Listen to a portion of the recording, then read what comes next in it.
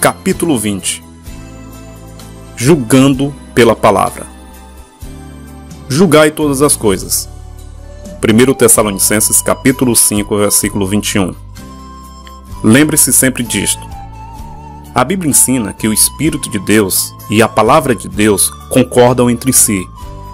Em qualquer ocasião em que o Espírito de Deus lhe falar, sempre será em harmonia com a Palavra. As pessoas têm ouvido vozes e obtido tudo quanto é revelação que você possa imaginar. Algumas pessoas sempre estão alegando que ouvem uma voz. Você pode e deve julgar aquelas coisas. Você pode julgar se é certo ou errado simplesmente pela palavra. Há vários anos estava pregando na Califórnia. Certa mulher que convidara o pastor com a respectiva esposa e eu para almoçar na casa dela, disse: Pastor Reagan, quero contar-lhe o que o Senhor me disse. Quero dar-lhe a minha revelação. Antes dela abrir a boca, tive o pressentimento pelo testemunho interior no meu espírito que algo não estava certo. Mas ela persistiu e concordei. Ela nos alimentara no seu lindo lar e agora queria dar-me esta revelação. Começou a contá-la e falou cerca de 10 minutos antes de eu fazê-la parar. Simplesmente não aguentei mais. Por favor, disse eu, espere um minuto. Há uma Bíblia ali na mesa, perto da cadeira. Pegue-a e abra. Aí citei para ela um capítulo e versículo no Novo Testamento. Leia isto. Ela o leu. Depois dei-lhe outro texto. Ela o leu. Indiquei para ela vários trechos das Escrituras. Tudo quanto ela leu foi uma contradição daquilo que dissera. Disse eu: está vendo? Não posso aceitar o que você está dizendo. Não está em harmonia com este livro. Logo, não pode ser pelo Espírito de Deus. Mas, irmão Reagan, eu estava orando no altar. Disse eu: não me importa se estava orando na igreja. Mesmo assim, não está certo. Não está em harmonia com a palavra. Sim, mas sei que Deus deu isto para mim. Disse eu: não, Ele não o deu. Esta aqui é a sua palavra e o que você está dizendo está em oposição direta àquilo que a palavra de Deus diz. Você pode me indicar qualquer trecho da Escritura para substanciar aquilo que você está dizendo? Não, mas sei que ouvi a voz que me falou.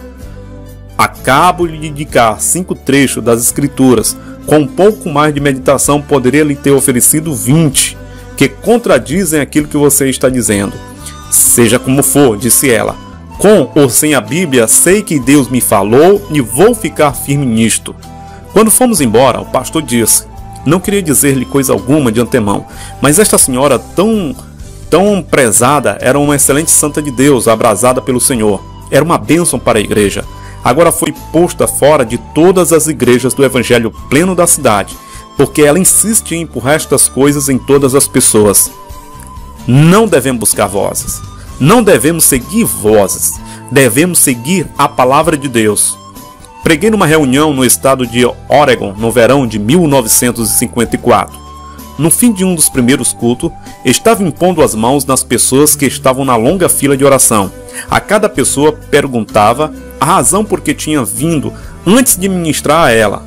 Quando cheguei a certa senhora, o marido que a segurava pelo braço disse: viemos buscando a cura da minha esposa. Ele contou-me que ela tivera um esgotamento mental. Eu não sabia que esta mulher tinha sido antigamente uma professora da escola dominical naquela igreja, nem que o marido era diácono. Mas quando impus as mãos nela, eu fiquei sabendo tudo isto a respeito da situação, como se tivesse visto tudo numa tela de TV num segundo de tempo.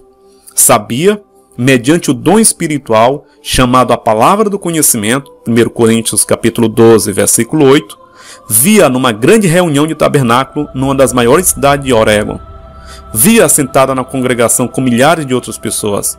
Ela ouviu o evangelista contar como Deus lhe falou numa voz audível e o chamou para o ministério. Não tenho dúvida quanto àquilo.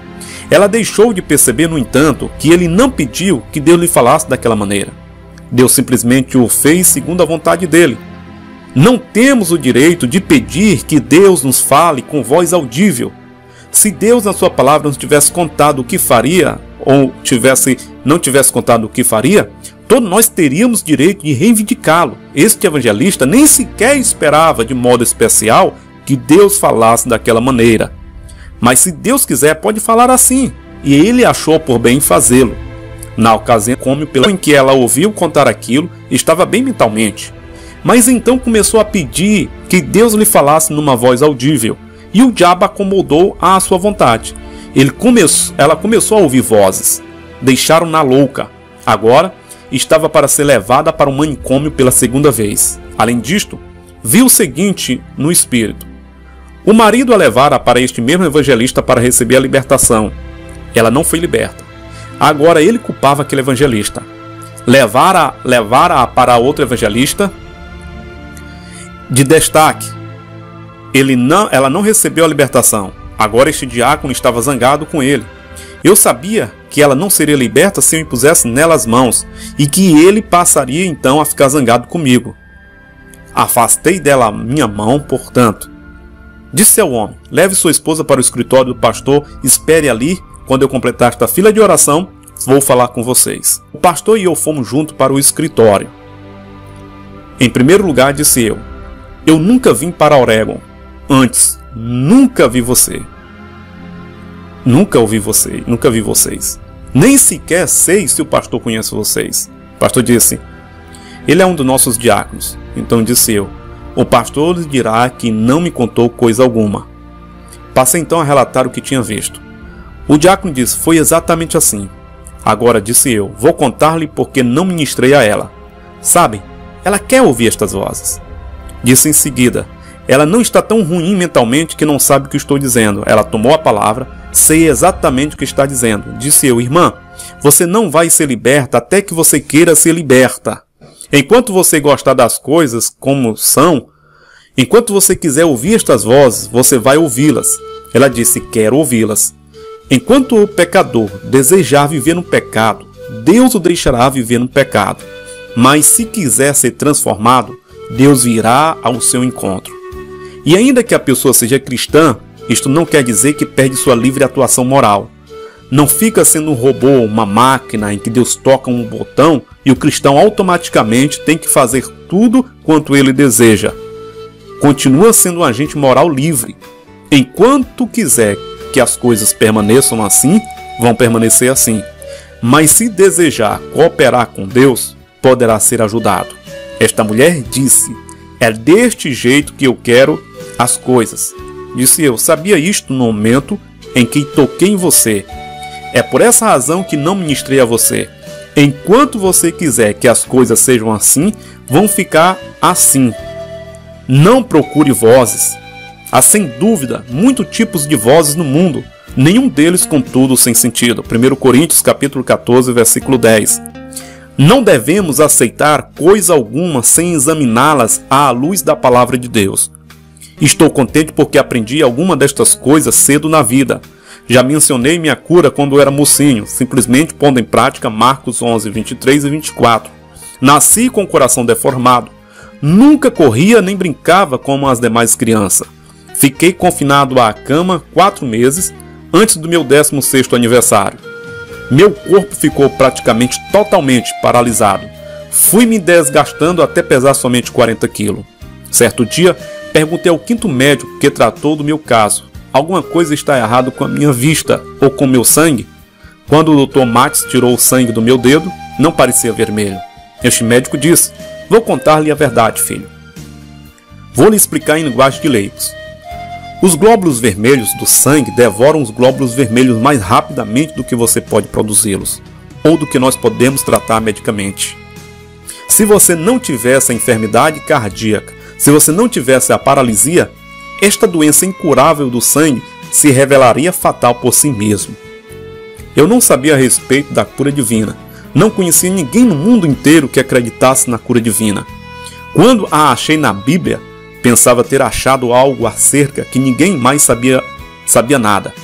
E agi à altura da palavra de Deus e fui curado. Os membros da minha família eram os que chamamos de cristãos normais. Literalmente, eram cristãos no estágio da infância. Eram salvos, mas não foram ensinados além daquela etapa. Ignoravam a palavra de Deus a respeito da cura. Nossas igrejas ensinavam que Deus podia curar se Ele quisesse.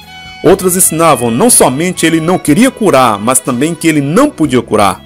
Logo, quando comecei a ver certas coisas na Bíblia e comecei a falar à minha família acerca delas, os membros da família me desencorajavam. Tive o bom senso suficiente para ficar firme com a Bíblia e guardar estas coisas para mim mesmo. Ninguém estava no quarto quando recebi a minha cura.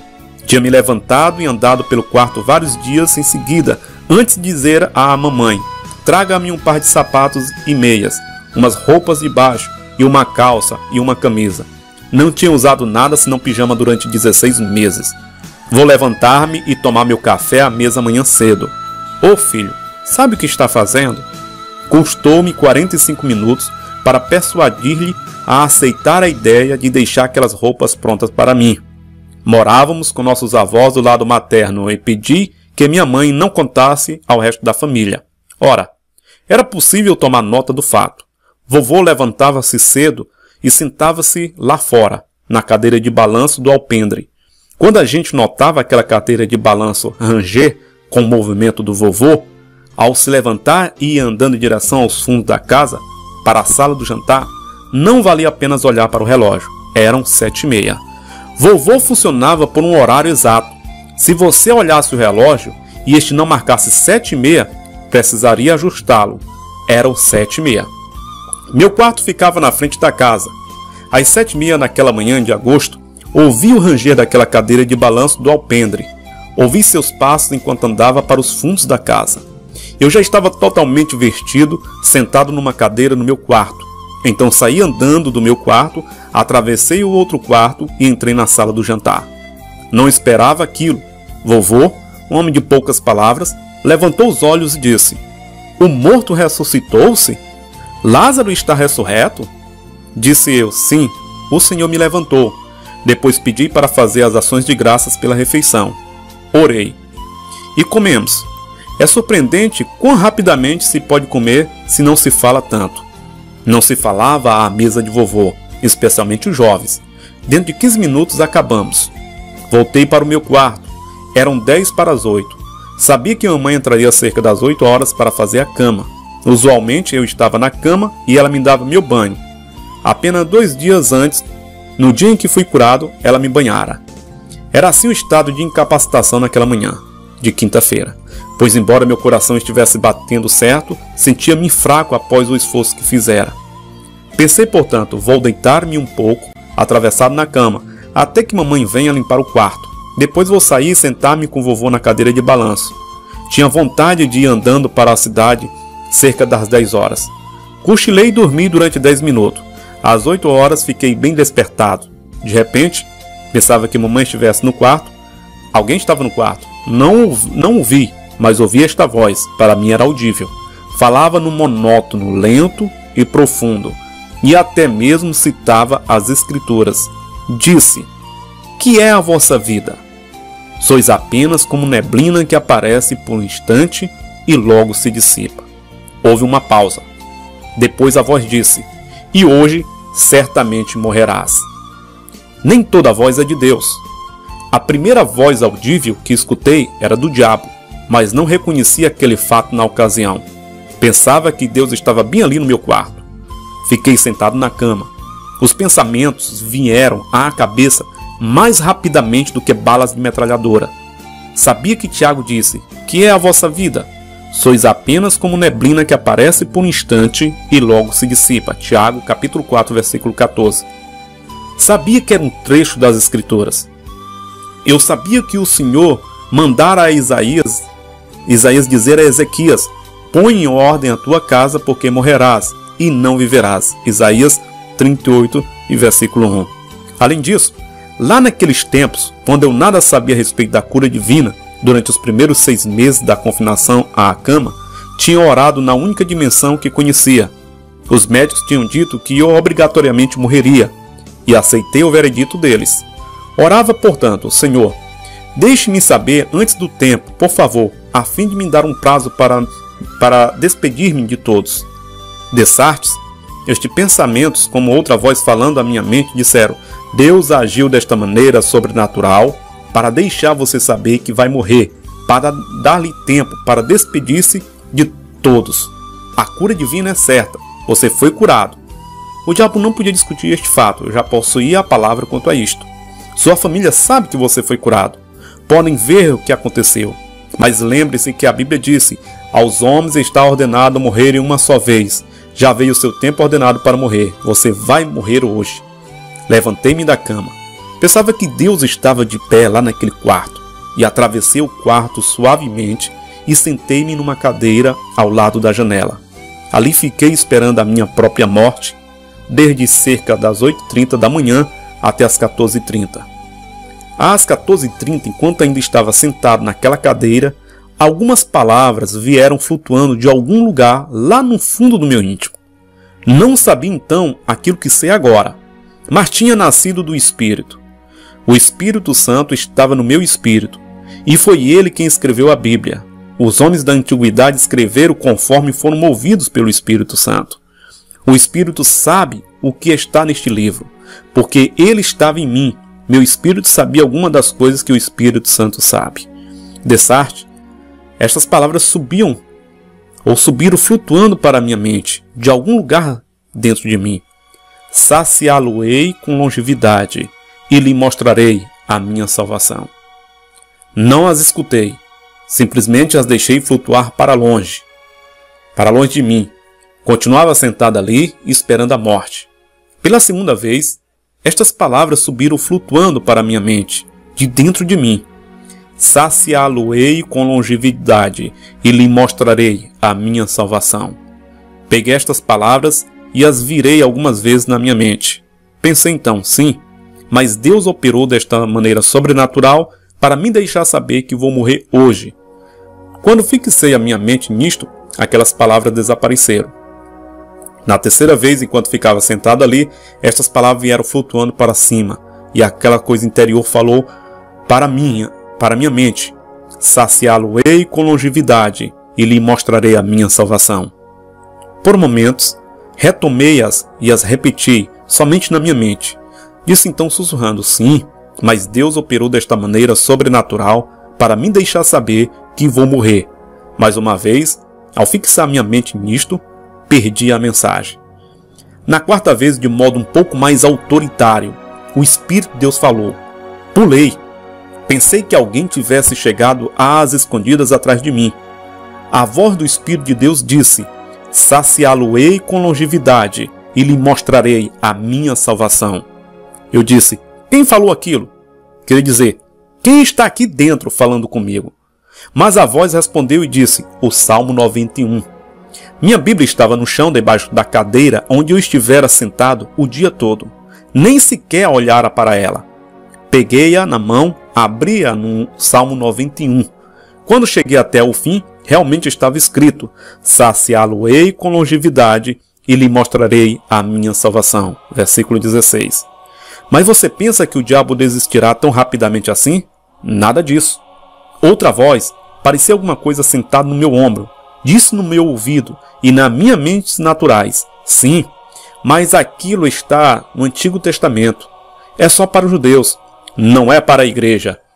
Fiquei sentado ali e pensei por um momento. Disse então: sei o que vou fazer.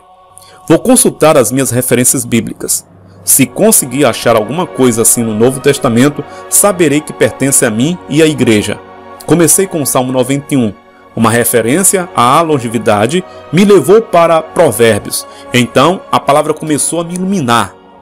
Em Provérbios comecei a perceber que a voz audível não poderia ter sido Deus. A voz citar Hebreus 9:27. E assim como aos homens está ordenado morrerem uma só vez, e depois disto o juízo. Mas passou a interpretá-la erroneamente, porque ele sabia que eu não sabia melhor. A voz disse: todas as pessoas têm um tempo determinado para morrerem. Você ouve as pessoas dizer isto o tempo todo. Até mesmo os cristãos nascidos de novo e cheios do Espírito Santo dizem: quando chegar a sua hora, você vai morrer. Não é verdade. Você não tem uma hora determinada para morrer. Li no livro de Provérbios, repetidas vezes, que se você fizer certas coisas, seus dias serão encurtados, mas fazer outras coisas acrescentará à duração dos seus dias. Sabia que a palavra de Deus era certa.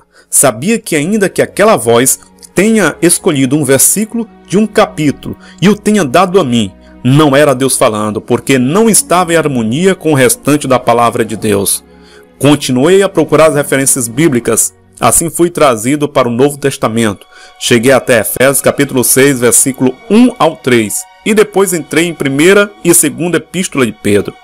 E descobri que Paulo e Pedro citavam o Antigo Testamento a respeito da vida longa. Pulei para fora daquela cadeira, segurando a Bíblia numa mão. A outra dobrei com um punho e dei um pontapé com o pé e disse: diabo, saia daqui.